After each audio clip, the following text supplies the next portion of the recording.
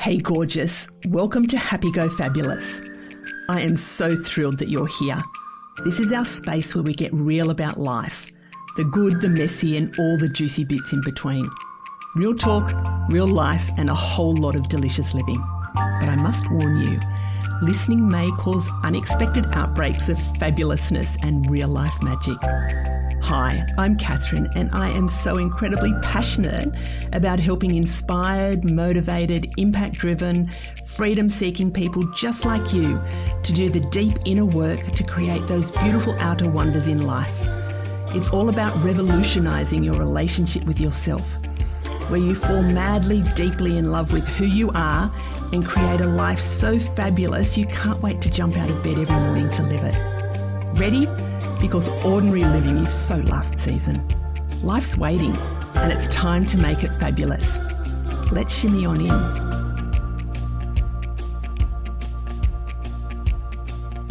Oh my gosh, I am really looking forward to today's podcast chat with the most gorgeous human, Emma Walkinshaw. And Emma just oozes love and, those beautiful feel-good vibes. I met Emma through a mutual business mentoring program, and I kind of feel that we're kindred spirits. We're both here to help women to live their best lives and to really love themselves through the journey.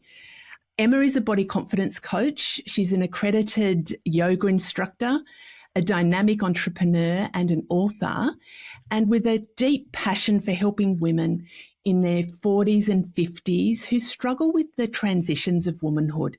Women who are feeling drained, disconnected from their bodies, and unsure how to navigate these changes. Through a whole range of beautiful modalities, including mindset work, movement practices like yoga and meditation, and her transformative coaching and amazing retreats, Emma takes women on journeys of self-love to help them bring back their spark and really embrace their true essence, and with the joy and confidence and reclaiming their sense of purpose. I really love, Emma is about challenging those outdated beauty standards so women can really embrace who they are as they are and not trying to fit that mold or expectations. So I'm so looking forward, Emma, to talking with you about all of that plus more. Welcome. Thank you, Catherine. It's so lovely to be here. And I know that when you were on my podcast, so many beautiful listeners got back to me and said, oh, I loved your conversation because you are a raw, real woman. So I am so happy for our chat today. Oh, me too. And for my listeners and viewers, Emma's podcast is Celebrate a Sister. And so we'll put the links in the show notes so you can follow along with Emma as well. Emma, where are you coming to us from today? So I live on the gorgeous Gold Coast here in Queensland, and today is the most magnificent day, blue sky. We've had a lot of rain, but it's absolutely stunning, beautiful here. And the autumn is such a gorgeous time of year, I think anywhere, but today is pristine.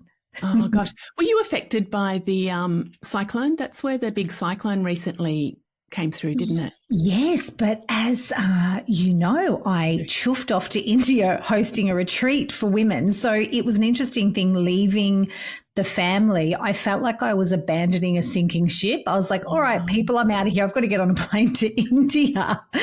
Thankfully, everyone was safe and well, just, a fence down at the back, but otherwise everyone was safe, which was great. Good. Yeah, because that was a big deal. And I was watching you because we're going to talk about your beautiful retreat in India. And I was watching that going, oh, my God, how would I feel if I was away from home? But I'm glad everybody was safe. And tell me, what stage of life are you in? Where are you in your journey of this life? I am definitely the menopausal woman who has got two gorgeous grown-up children who have left home, which was a big surprise. Ruby, my gorgeous daughter, is 23 and Sunny, my boy, is 20, and they both left home within a couple of months of each other. And I just wasn't expecting it. I guess it's one of those things in motherhood where, of course, it's inevitable, but I kept thinking, they'll be 30 when they leave home. Meanwhile, they were quite young. So on a positive, my husband and I go, oh, we must have done a good job. They're independent. And then on the other hand, I wasn't prepared for the level of grief I have felt with children finishing school and leaving home. That has been, and this heart, and too, the word loneliness has been really interesting for me, even though I have a beautiful husband and very much still in a beautiful relationship and adore him. But it's funny, used to having, for 23 years, little other humans in the house.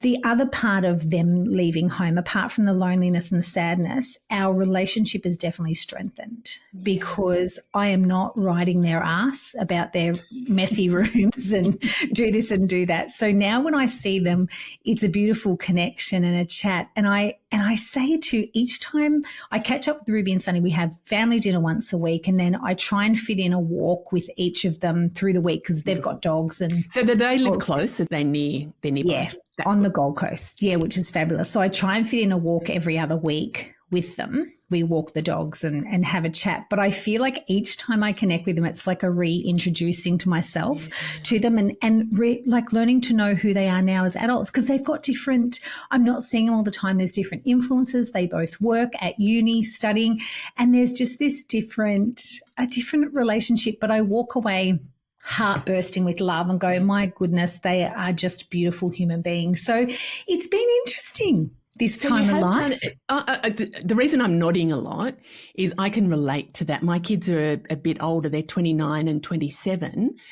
And when they moved out of home, it was that same feeling. And it was that's when we were living in Canberra, and they were close by. So it was it was good. But do you know where a big transition for me was? When they were still living at home, but they weren't at school anymore.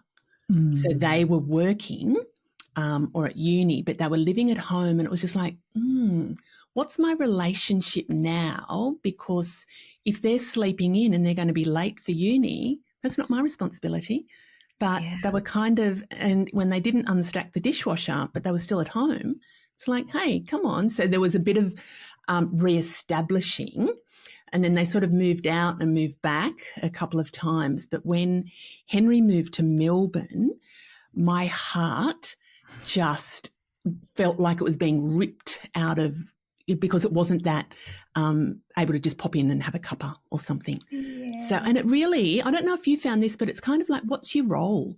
The relationship changes, but when you've got grown kids or older adults as kids, like, what's the relationship? And it does shift, doesn't it?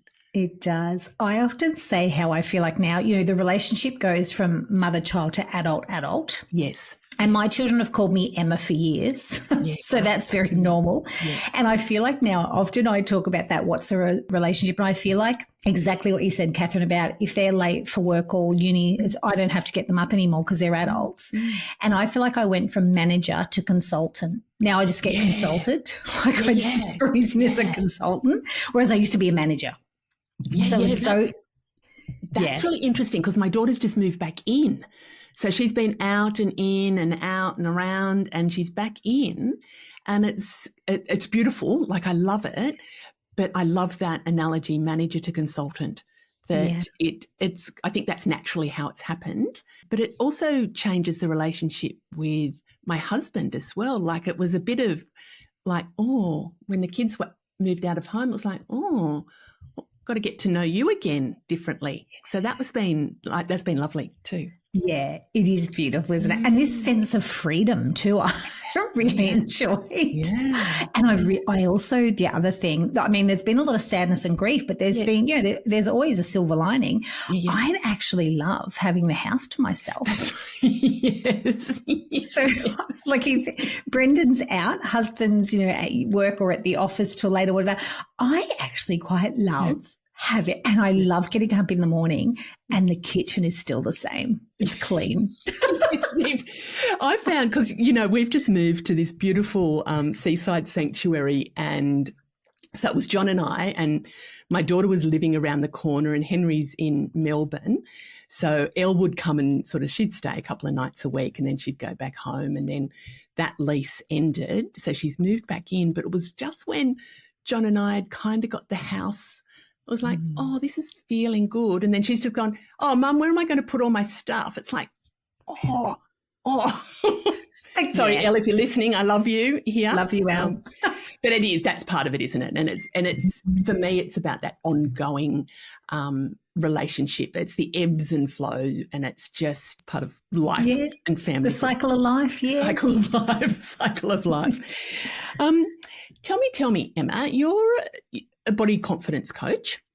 What sparked your passion for body confidence and guiding women through this kind of transformation? I know you do a whole lot of stuff, but sort of with that, what sparked the body confidence?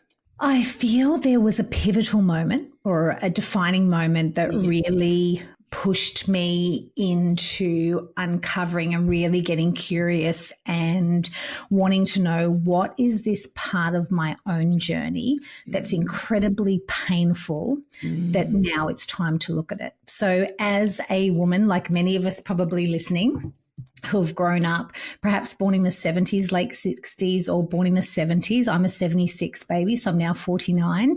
And then coming through the diet culture that perhaps a lot of our mothers and grandmothers and aunties practiced, and coming through the age of the Clio, the Cosmopolitan, the Dolly, the New Idea, the Woman's Day, where we were very much fed a very strong narrative that a woman over the size of 10 or size 12, a size 12 woman was a larger woman. Yeah. And then growing up and realizing that each time I got a Dolly or a Girlfriend or Cosmopolitan magazine, how terrible I would feel about myself, because I certainly didn't look like one of those women. And then my beautiful mother, who only now that I've gotten older, Mum and I have discussed a lot of this. Mum took me to Jenny Craig, I think at 14, Weight Watchers at 16. Yeah. And I've said to Mum, and Mum's always been a very thin woman, and I said to, and I'm very different shape to her, like completely different. I've always been curvaceous and always, you could say, carried a bit more weight than the average woman. Yeah.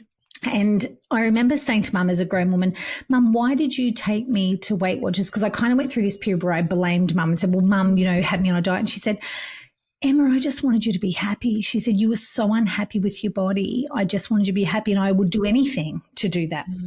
But what that then did for me was start a very strong cycle of yo-yo dieting and giving my power away, which I wholeheartedly believe that the diet culture feeds us a line that give your power away because you can't be trusted with your body. And the diet culture is born on the premise that I'm going to set you up to fail. I'm going to give you the most ridiculous regime and diet that is actually unsustainable and unattainable. You'll have some wins, but you're not going to be able to hold this level of craziness. And through my years of dieting, I realized when I've always had a very strong practice of yoga. I started yoga in my 20s, but then in my late 30s, had a really strong practice of yoga, loved my yoga. And I would never describe myself as a sporty person, but I just really love the spiritual connection of yoga.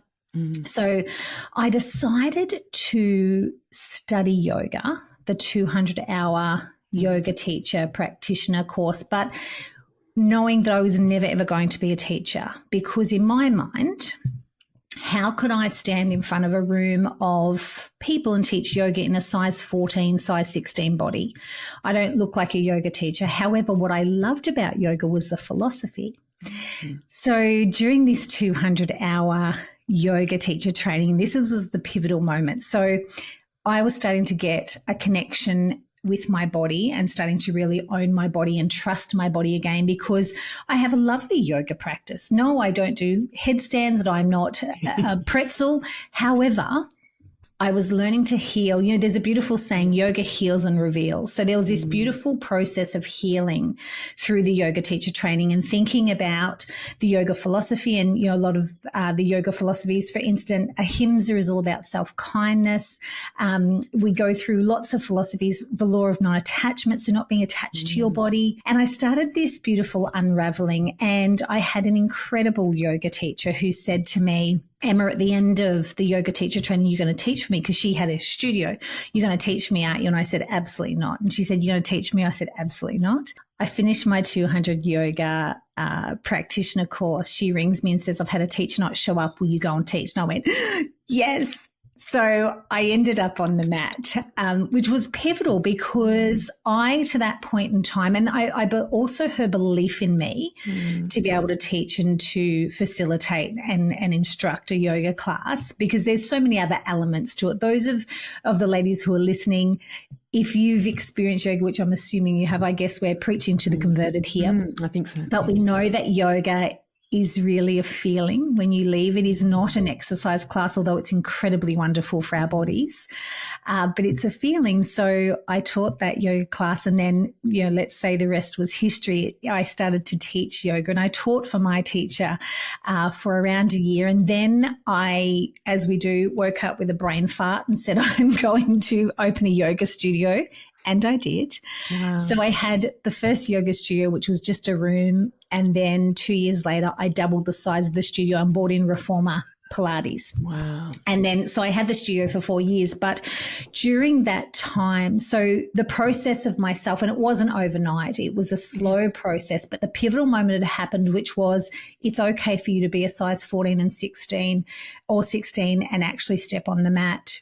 Because in some part of me growing up in the 80s and 90s thought that my body weight and my size equaled my worth. And then I started to realize that that was not the case. And then getting into body confidence coach. So during that time, I'd already become a life coach, and I was doing general coaching, running workshops at the studio, but I hadn't actually found my little niche until women started to come. Every woman that would come into the yoga studio, firstly, it takes a lot of courage to step into a studio or a gym, because if you already have really low self-confidence, a disconnection with your body, you tend to think that you don't belong there. Just like I thought I didn't belong at the front of a class teaching. And then I would hear women come in, and the narrative would be they would start to apologize for their body. They would say, oh, I'm sorry, Emma, I've put on a bit of weight, or I'm not that flexible, I'm not really good at yoga. And I started to think, why is it that women, firstly, we know women naturally say sorry all the time for things that they didn't do, but this constant apology for our body, this constant what would we say? A lot of women just diss their body, and it's just never good enough. And that had been my story for so long. And I thought, this has been such a silent torture for me. I am a smart woman. How is it that I still haven't been able to crack this relationship with my body? So the beautiful journey of being a life coach, really starting to explore about the diet culture and how this narrative to women particularly, and I'm not saying it doesn't happen to men, but I work with women, and saying that this whole diet culture and this wellness industry is a load of BS, and I choose no longer to play this game. For so many years, I had thrown money at every diet regime, personal trainer, this, that, under the sun, because I didn't believe that I could be trusted to feed myself, to look after myself. But what happened in that was giving the power away, it never empowered me. So for me, yoga, and it could be anything for anyone, but for me, yoga was my pivotal, and having someone that believed in me, and then just listening to other women and going, goodness gracious, we've really had a number done on us. We've been fed a lie, sold so much BS, no more. So that was how I stepped forward into this. God, I've got so much I want to unpack with you. What I'm going to go, thank you for sharing that. I can see a lot of parallels there. So you just said then yoga was sort of your pivotal point. For others, it might be something else. Mine was when somebody believed in me in the workplace, when I got offered an opportunity that I was just like, oh gosh. And it opened up so much more about training and teaching and learning about psychology. So the journey was about having an opportunity and saying yes to an opportunity, following sort of that calling, that the things that you're interested in, having somebody. Often we don't see in ourselves what other people can see. And I think the beauty of you being a coach and reflecting back to people what they can see, I find that with a lot of the women that I work with as well, they don't believe, they've come from that journey, the limiting beliefs that they can't see that possibility for themselves. So having somebody see a belief like believing in you. And then your own healing through that as well has sort of led you to help others to heal and to grow. So my little bit of advice would be to anybody who's listening that has an inkling within themselves that they're wanting to do something, just follow the step and, you know, to do the thing, because it will lead you somewhere, and to really trust yourself.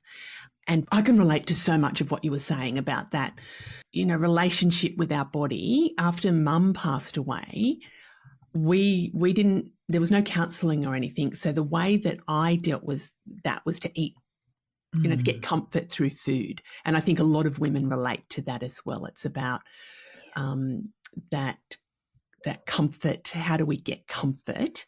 And often it's through food or some sort of, you know, shopping or something external to us. So I ended up putting on a lot of weight, and I was okay with that. I didn't love it, but I got bullied at school. I got very badly bullied at school, but I was kind of, I don't know, it was a bit of a blur. But when I was in my early adulthood, when I was working, there was one guy that said to me, and it was when I was learning a different personality profiling tool. And he said, Catherine, you are a really big woman. You're a big woman. This is an old, big guy, middle-aged, white guy. They said, Catherine, you're really big. Like you intimidate people. You've got a big personality, but you're physically really big. So what you need to do is to make yourself small. So when you walk into a room, you need to not stand up because you're too big for people. So you need to sit down. And I'm going, what do you mean? Like I'm learning to be a facilitator and a trainer. Like that doesn't make sense. Why would I be sitting down? He said, you're too big. He said, you need to make yourself, your personality smaller, and you physically need to be smaller. And I'm just going, and I would have been probably, Emma, 26 at this stage. And I'm just going, oh, and the words he said is you intimidate people because you're big. So you need to make yourself small. And when you talked about giving away power, holy dooly, that was, I mean, I have done a lot of work around that version of me, but giving away power to somebody. So others, you know, when we're, oh my gosh, words are just so powerful, aren't they? Yeah. The positive, but also the impact that they can have on us. And when you said a lot of women come to you with that, their own stories of stuff, disempowering.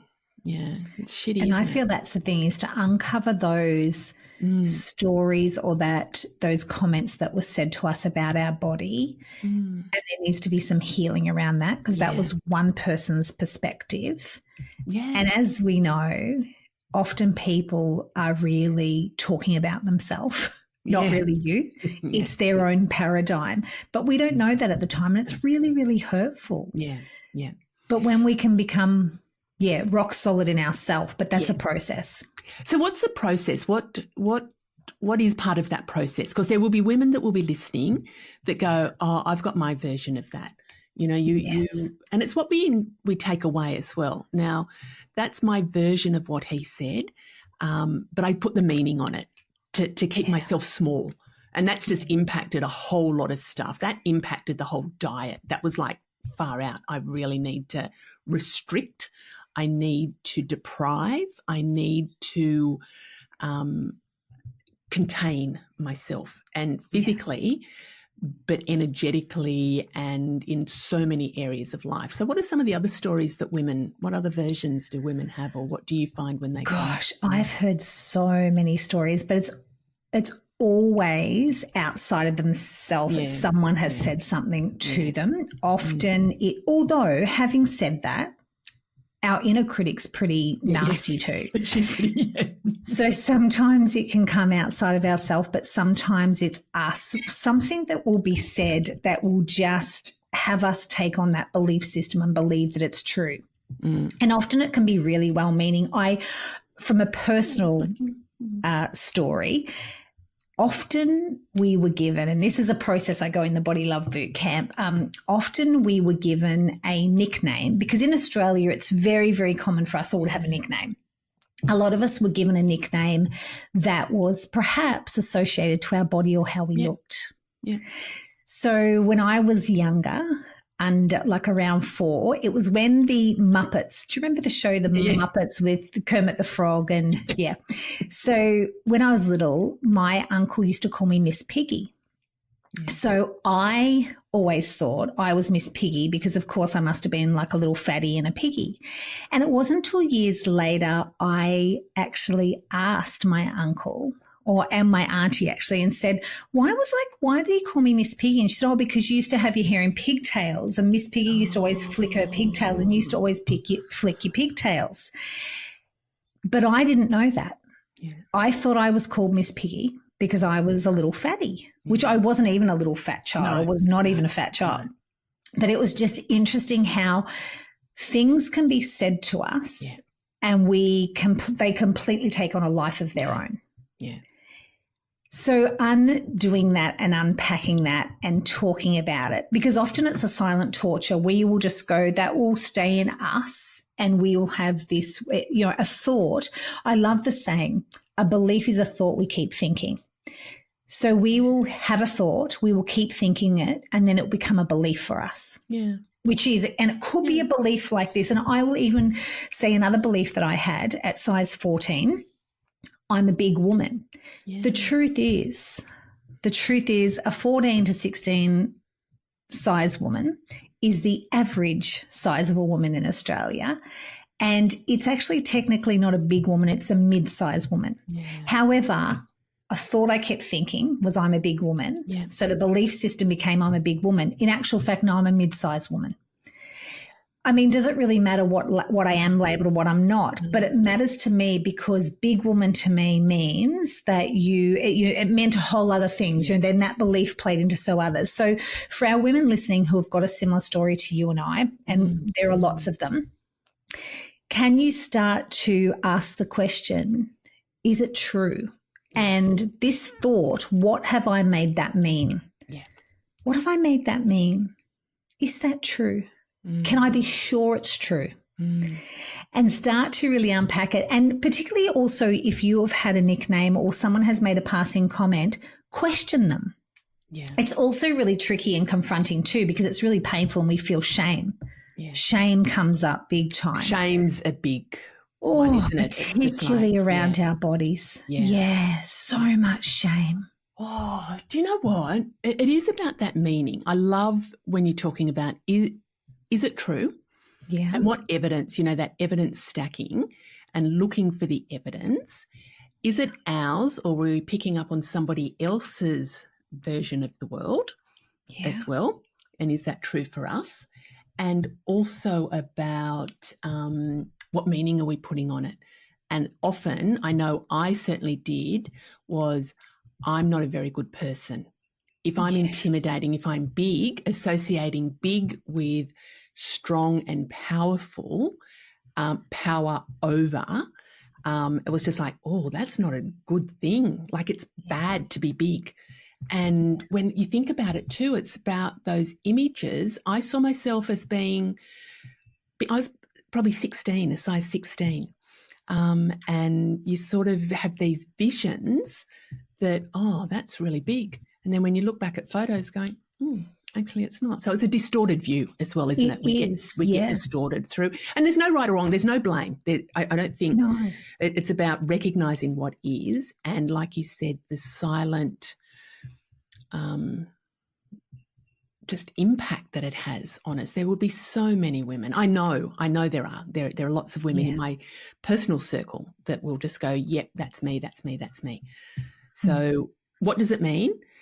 Also, what are some other tips what are some of your really hot tips for women who are experiencing this? You just brought up another great point around the circle of friends we're with. Yeah. If we are in a circle of friends that are constantly talking about diet, restriction, deprive, and it just is their narrative, it's so boring and so unhelpful because, again, it just perpetuates this narrative that you are worth your weight. And if you are not here in our friendship group talking about the next diet that you're on, why aren't you? Because you really should be doing something about it. So I love the beautiful rule when we are with our friends is we don't talk about that boring topic. Perfect. of dieting or weight loss drugs or the next injection, because it's really, really boring. Yeah. Also, it's not okay for all of us to comment on the size of each other's body, lost weight, haven't lost weight. Yeah. And so many of us, it is that we've all got that friend that the minute you see them, they want to comment, have you lost weight? But the thing is with that, if that's what we're going to talk about, does that mean when you come in, they say you've put on weight? And some people will say that you've put on weight. Doesn't matter. And I love that, the thing too. Don't you know that I'm already going through a little silent torture here? Don't you think I know that? Yeah.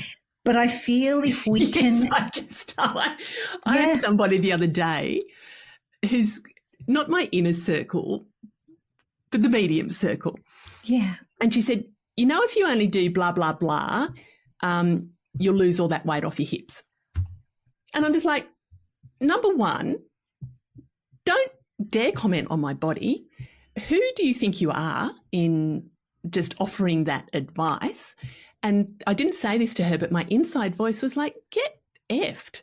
Yeah. That is not okay to even be, Yeah. That was just unsolicited crap. Yeah, it's advice. Yeah. I don't need your advice because you probably heard it on Instagram or TikTok, which we know 2% of had. No, anything. So, it's the diet culture, it's the wellness industry. And unfortunately, as much as I am a yoga teacher and I love the wellness industry, unfortunately, the wellness industry has done a number on us as well and wrapped it in a lovely green smoothie. Yeah. But it's all BS. And I feel when we are hearing this narrative around friends, so it's okay to say to your friends, have a real honest conversation with them and say, I don't know if you know this, but I have an inner battle around my body image and it really rocks my self-confidence. So I don't know if you can do this, but I'd really love if you could just not talk about that around me because I just find it really brings some stuff up into me. I am working through it.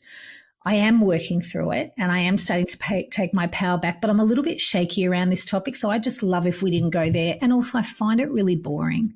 Yeah. Love. Like it's okay to just kind of say it. Yeah.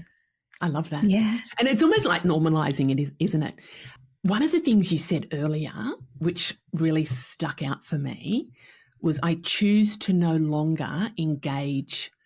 And the words about I choose, that's taking your power back. That's that's standing in your power. Yeah. Isn't it? I choose to I made a declaration a couple of years ago to never, ever go on a diet again. Yeah. That does not mean, but let's not mistake in that I will not take care of myself and I will not be conscious about my wellness and my well-being. But I choose not to be hook, line and sinker into thin thighs in 30 days bullshit anymore. Yeah. I cannot do it. I have no more diet fight left in me. I am more than happy to take care of myself. Movement is really important to me because it feels really good. Eating well is wonderful for my energy levels and clarity of my mind, my skin and my eyes. There's so many other benefits, but it's not driven from a place that says I have to lose 5 kilos in a month. I threw out my scales because I know from the clothing in my wardrobe how I'm tracking. Yeah. I also know that I have been many different sizes and will be for the rest of my life. I am in flux and flow. Sometimes the rings on my hands are a little bit tighter because I'm holding a little bit more fluid. Maybe I need to just up my water, but I do not need to hand my power away. I do not need scales to take me down the drain. Even around shopping. How many of us have gone out shopping and in one store put a dress on that's a size small, and another dress shop put a dress on that's an extra large? Yeah. We can't even trust sizing anymore. So forget even what the size is. Just have a look and go, I think that this is my shape and I think this is going to fit my body. Size really, that has been weaponized against us. This whole sizing thing. So if we do go shopping, because that's another thing for women I find, you can be taken out emotionally in the first shop you step into when you go into that change room. So I would love the women to all just feel into that and go, it's actually not your body. It's the garment. It's just not for you. Choose another garment because there will be one that fits your body beautifully because your body is perfectly imperfect. Yeah, that's beautiful. I feel that's where we've been, again, sold and told a lie. It's all about the number on the scale. And as we know, BMI is now a load of bull. Yeah. Like that's now been blown out the water because that was also used how many times in our life to again tell us that we're not good enough. Also going to the GP, we've given our power away a lot to GPs and all just doctors in general. And I don't know about you, but I've heard stories of women going into the doctor and the first thing they say to them is get on the scale. They could be in there for a sore elbow and they go because you're overweight. They could be in there because they stubbed their toe because you're overweight. They could be there. Now, health is very different to being in a bigger body and still being really well. Because we also know the truth now is that you can be in a larger body and still be really, really well and healthy. You can be in a smaller body and be well and healthy. You can be in a small body, be unhealthy, large body, unhealthy. It is not necessarily the only marker. Yeah. There are so many other markers, but for a long time, anyone with a little bit of weight has been told that straight up, that's why. That's your problem. Yeah. Yes, it's a weight issue and it's a meaning. Yeah. It's almost like a correlation. It is. If you're carrying excess weight, then that equates to a health issue or something. Yeah. It's just like that is just not even a thing. Yeah. I mean, there might be some things associated with that, but it's not dependent on the weight. Yeah. And only you you are the master of your own domain and you know yourself when you haven't been moving as regularly and you know that you don't feel so good about yourself or you haven't been eating enough fruit and veg that make you feel really great. And it's coming back to, I love the notion of intuitive eating, although I'm still not quite sold on it.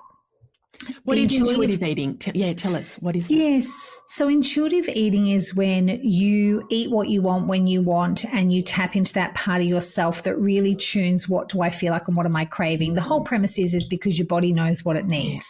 Yeah. A lot of people freak out at that and go, oh my gosh, but I would just feel like chocolate all day.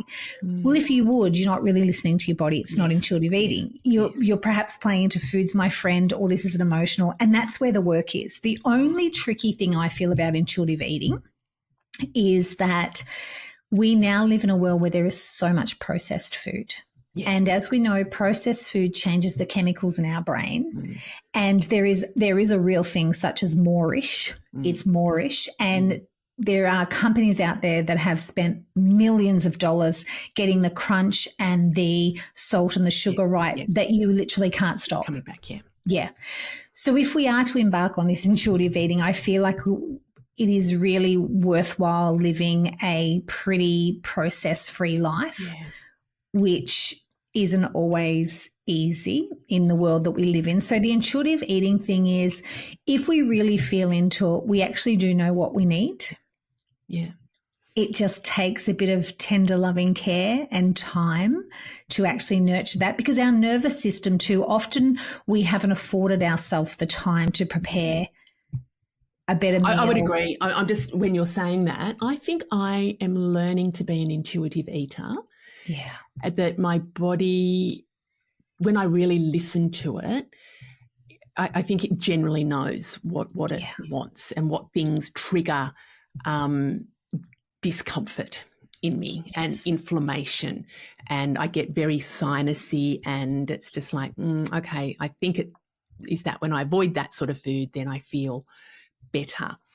And I've kind of got out of the habit a little bit. We've been in maybe the last 6 weeks, there's just been a whole lot of stuff going on and I've got out of the habit and it's that convenience stuff. It's just like, it's easy to grab stuff that I wouldn't normally eat, but it's been there and I can feel that my body is now craving, like you said, that moreish. It's craving the things that I know are not good for me. So it's about that mindset. And I know you do a lot of work with mindset and movement. And so it's about working with my mind again. And the way I need to do that is almost like a bit of a reset going, okay, we're going away for a few days to visit Henry down in Melbourne. But when I come back, I'm really going to get back into, not strict, not depriving myself, but just to get back into the healthiness of the routine that my body needs. Yeah. Yeah. And I feel the mindset part, I always say there's a bit of a combo for us to live a well life and have a great relationship with our body and ourselves. And it's mindset, meditation, and movement. So yes, the mindset is so important, but so is movement, because movement makes us feel so good and trusts our body again. Yes. And we really get into our body, because often we're disconnected. And then the meditation part is all about listening to our intuition. So, or your voice of wisdom, because that is the part of us that actually does guide us to what we need. And we all know this feeling. To the women listening, I bet we all know this feeling. You get this urge in the afternoon or in the morning to go, I just have to put my runners on and go for a walk. And right there in that moment, that is your beautiful voice of wisdom saying to you, I want you to move me, because I want to talk to you while you're on your walk. Our intuition loves when we disconnect from the devices and from the to-do list, put our runners on, and sometimes it's just a 10-minute walk or a 30-minute walk. Or how many times do you set out? I do this all the time. I set out for a 10-minute walk with the dog. Meanwhile, I'm gone for 30 minutes because it feels so good. And that is the bit that meditation, if we can just stop and just set, and I know that you have a really strong morning practice too, Catherine. You and I are both big advocates of this. And it's in those moments when we quiet our mind that our intuition or our voice of wisdom has a moment to speak to us. And often it's not the whole bakery. It's usually just a crumb, a little slice of the cake. It's not usually the whole big story, but it might just be pop your runners on and do another lap. Or I love to get in the ocean. I'm beautiful. I love to get in the ocean, even cold water this time of year. And my intuition says cold water is good for you. It's okay. Get in the ocean. The ocean's still quite warm here now, but I know getting into autumn, the water will be cold, but my intuition will say, it's okay. You're safe. Cold water is really good for you. You need a bit of cold water. So my intuition just goes, don't do it. It's going to kill you. Don't go in that cold water. No, that's Catherine. That's not your voice of wisdom. That's your voice of judgment. You do 21 minutes of morning magic, don't you? I do. So that is because I make it so easy and attainable. So I just do 7 minutes of yoga, 7 minutes of meditation, and 7 minutes of flowetry. And I've actually, Catherine, shameless plug, written a book. Yeah, I know. Which is a daily guide, which just has pretty much a theme for each day.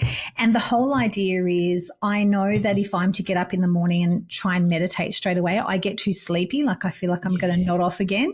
So what I know about yoga, just 7 minutes of yoga just ignites those energy centers, gets us alert, and often feels really good after you've slumbered all night, just to really get that body limber. Then we're able to sit and meditate. And in that meditation, I always just give a daily mantra. An I am statement might be, I am present, I am love, whatever it is, just when the thoughts wander, just to anchor us back to the moment. And then that's a great way to listen to this intuition. And then the last part is flowetry, which is journaling, but I say flowetry because I'm a bit of a romantic. And it's just a daily thing, because a lot of people would say to me, I want to journal, but I don't know what to journal about. So I just, in the book, have a very simple prompt. And often I go, if the prompt doesn't feel right, just free write. But this is a chance where this whole idea of coming back home and having a better relationship with our body and ourselves, 21 minutes. I mean, if you can afford longer, if you can do an hour, if you can do 30 minutes, great. But it doesn't even have to be 21 minutes. It can be 7 minutes. But taking that little bit of time just to reconnect in with yourself. Otherwise, we spend our day giving our power away. We wake up, we look at our emails, we look at the news, we start our to-do list, and our nervous system is blown out before we've even cleaned our teeth. Yeah.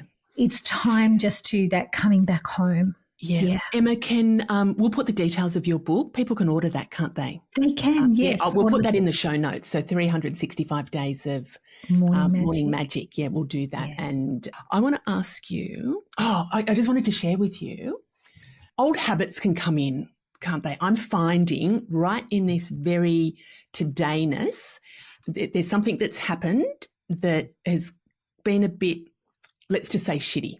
It's been not a very nice experience. And I just went last night. It happened yesterday. I went last night I need to eat some chocolate. I need to eat carbs that I don't normally. I know that they make me feel a bit icky. And then I went, oh, this is the 12-year-old Catherine that is dealing with her emotions with food. And I went, I'm not going to do that. I'm going to break that habit of going to food to help me when I'm feeling wobbly.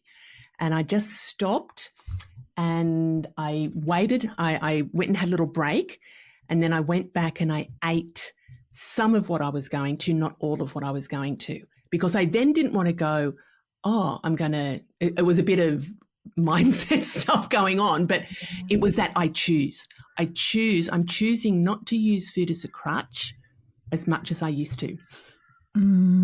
So it's interesting just how, lots of work, it can still just bubble up, can't it?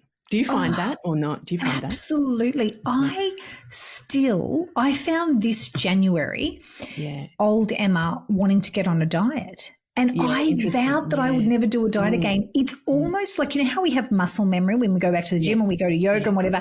Yeah. It is almost like a narrative that creeps, and it's like muscle memory. It's January. Oh my gosh, whip yourself into shape. You've blown out over Christmas. You've had this fat old time. Whip yourself into shape. Get on the diet. And I'm like, no, we do not do that. We are loving, kind and gentle. And we don't do that because it doesn't work. Because here's the other thing that I also know about diets, but back to just that beautiful self-inquiry yesterday and acknowledging ourselves. And it's okay to question. And you know what? Even if our answer still is to go and eat the chocolate, at least we did it consciously. Yes, yes. And I went, and it was like I still feel like it, but it was coming from a different level than just automatic self-soothing. Yeah. Because we can eat the chocolate and beat ourselves up, or we can eat the chocolate and go, do you know what? No, I actually needed that right then. And that's the whole thing here, because that's what the diet culture has told us. Bad food, naughty, you're wrong, shamefully eat, hide it, don't be open about it. Yeah. Actually, what I did, I'm just reflecting on what I did. I went, you know what? I am feeling really shitty about what happened. I'm feeling the emotions. I'm not just doing that automatic eating. It was just like, I am feeling the emotions, and I'm recognizing that pattern, that it's that automatic go-to. So it was almost like a little bit of a, what do they call it? Circuit breaker. There was a little bit of a circuit breaker there. I am going to change tack. Tell me about your beautiful, beautiful retreats in India. Oh my God, I just want to, this is going to be a longer podcast ep, everybody, but we need to hear about India. Yes, India is most definitely an incredible place. And I find with India, it's quite polarizing. It's either a hell yes or a hell no. And I can imagine a lot of people right now going, oh gosh, India, and other people going, oh my gosh, India. And that's been the interesting thing, because I've had people come on the retreat that actually used to think, oh no, India, and then see the photos and see the miraculous journey we go on and go, oh, India.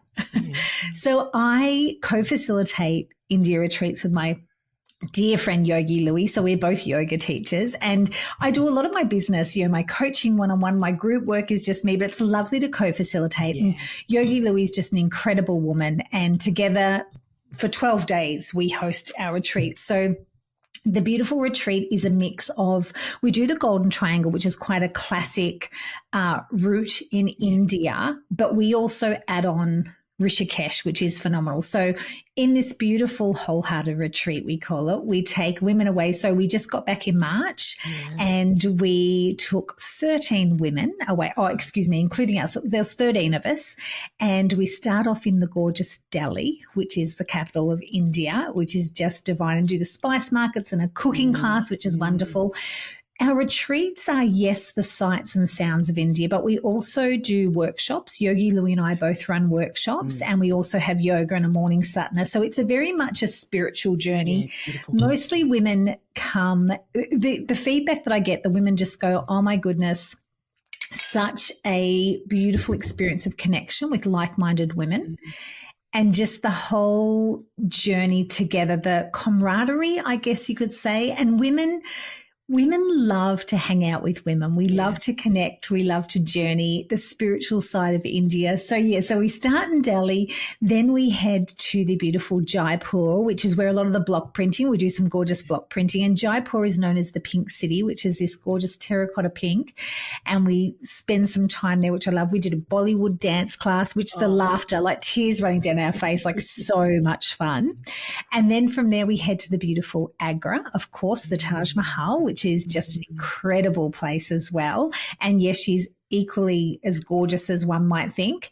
And then we go to Rishikesh, and Rishikesh is actually where yoga was born. So there's an ashram there, and it's at the foot of the Himalayas, so that has another incredibly beautiful vibe. It's right on the river Ganges, the Mother Ganga. So the energy and the spiritual connection in this place is phenomenal. We do Holi there, which is the colour throwing and like their New Year's Eve. Yeah. And we do a beautiful arty festival. But the 12 days in India is nothing short of miraculous. It is just incredible. And my heart just bursts with just love. This time when I got back, I've actually missed all the ladies terribly. So we all caught up for yoga a couple of Sunday mornings ago, and then we've got dinner at my house. We've got an India-themed dinner at my place in a few weeks. So the connection of women, and often in midlife we say, where do I find my people? Where do I find my women? I feel like it's in, well, for me, yoga or sound healing, like you've got this beautiful sound healing, retreats. How do we connect with women? But getting with like-minded women that don't sit around talking about what size are your pants or your dress, that actually connect into that heart center. What's it all about? It's about connection and experiences and talking about things that just light your heart up. I feel that's what I really love about our wholehearted retreats. So India is where we've held one in Byron Bay as well. Yogi Lou and I have done one in Byron, but India, we have another one in the south of India in November this year in Kerala, which is this gorgeous, it's a land of the coconuts, and we're at this gorgeous, Ayurveda is really big in India too. Isn't it gorgeous? So just a beautiful modality when it comes to the food. So eating, those who haven't heard of Ayurveda, in India, it's like a methodology that you follow for your body type and your nervous system. Yeah. So then you eat foods that support that. You do practices. Yoga's very big. And when I say yoga, I'm certainly not talking the yoga that we've seen on Instagram where young people are like pretzels and have got these dancer bodies. I'm talking the integrity and the wholesomeness of yoga that is about connecting to yourself. It's between you and you on the mat. Yes, movement is a beautiful thing, and it is really that deep connection to self, as well as yoga means union, as well as practicing with other women in the room where we breathe and we move together, but in a real unity and in a wholeness, and having these beautiful conversations that are heart to heart that are meaningful, I want to say. So that is very much our vibe of our retreats, which are just gorgeous. And the women that come on it are often, and this has been my story, my husband didn't have a desire to come to India, although I did get him to meet me this time. He's actually come to India because he goes, you've been to India now so many times. He goes, I just really want to come now. And I said, fancy that. So after the retreat, he come and joined me this retreat, and he loved it. So a lot of the women say it's kind of one of those retreats where their husbands aren't necessarily interested in coming to India, so they like to connect in with the women. We've had so many mother-daughter duos come to, which has been really beautiful. That would be so beautiful. Yeah. Yeah, so it's been gorgeous, but that's the wholehearted retreat. So India really is just a spectacular country of beauty and polarity. You have got gorgeous wealth on one hand and absolutely not on the other hand. It is, very soulful though, very, very soulful. And I think the beauty of your retreats are they're guided, like you're holding the group's hands and taking them. So I know solo travelers, some people like to do that, but the sound of a retreat, for the listeners, if you can just feel the energy from Emma, it's just beautiful. Yeah. So cool. It is gorgeous. So, so you've got one in November. November, and then again March 2026. So we'll do the Golden Triangle again in 2026 March, or end of February it is March. Yeah. So I've just opened the expression of interest list at the moment, the wait list. But wait list doesn't mean it's full. It means the wait list is open until, because we're working on the itinerary at the moment, but we're getting there. So, yeah. So how many have you done now? You've done a few. So I have been to India 3 times now. So we've done 2 Golden Triangle. This will be our 3rd in November, and then our 4th will be next year. Yeah. Wow. No. What a beautiful, beautiful conversation, Emma. We could talk for ever and ever and ever. What's lighting you up in life right now? What's lighting me up? Aside from all the things that you've talked about that you've been doing. What's lighting me up right now? Well, I have been, and you see my reel yesterday, I've been dabbling a little bit of fashion styling stuff. And actually, when I was in India, a dress company had sent me a dress and said, are you happy to wear this in India and just tag us? And I said, of course, I'd love to. So, and there's a beautiful local dress shop. So that's been lighting me up. And I feel like, you and I spoke before we hit record, and I feel like at this stage in life, I just do what makes my heart sing, and anything that supports body love, body acceptance is absolutely there. So whether it be fashion, working with dress stores, and particularly my local dress store, wearing fashion that makes you feel really good as a curvy woman, as a woman that's size 14 to 16, probably more on the 16 side now, that makes my heart sing and lights me up. Of course, my yoga practice, my 21 minutes of morning magic. I've got a beautiful group where everyone gather in the morning magic. Coaching women, I've got a group program, the Embodied Woman. So I guess and podcasting, I think all of that lights me up, is working with women, going on retreats, doing what I love is incredibly gratifying. Anything that elevates women, I'm there for it. Yeah. Gosh, I love that so much, and you can feel it from your energy. Mm-hmm. Emma is definitely embodying her message that I loved that reel that you did when you were just showcasing just a little styling tip, and it was really cool. It's just like, oh my gosh, it was a clear belt that you popped on that you could wear over a dress that was patterned, and I'm like, what a fantastic idea. And I think sometimes we overcomplicate things, like bringing things back to simple, like doable tips. Love it. Love, love, love. Oh, Emma, this has just been so beautiful. So I will put your details in the show notes where people can find you.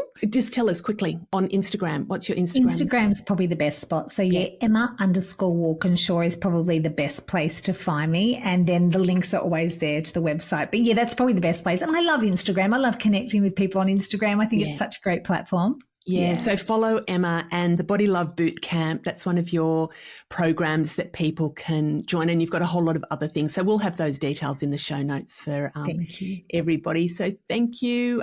Thank you. Big love. Thank you, Catherine. Thanks, everyone, for listening.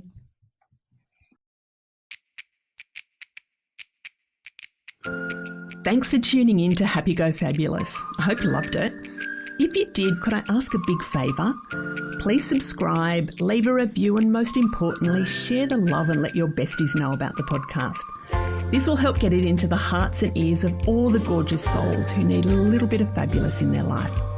If you'd like some more high vibe happiness in your life, come and visit me on my Happiness Hive socials, and make sure you've signed up to my newsletter, your weekly drop of juicy goodness.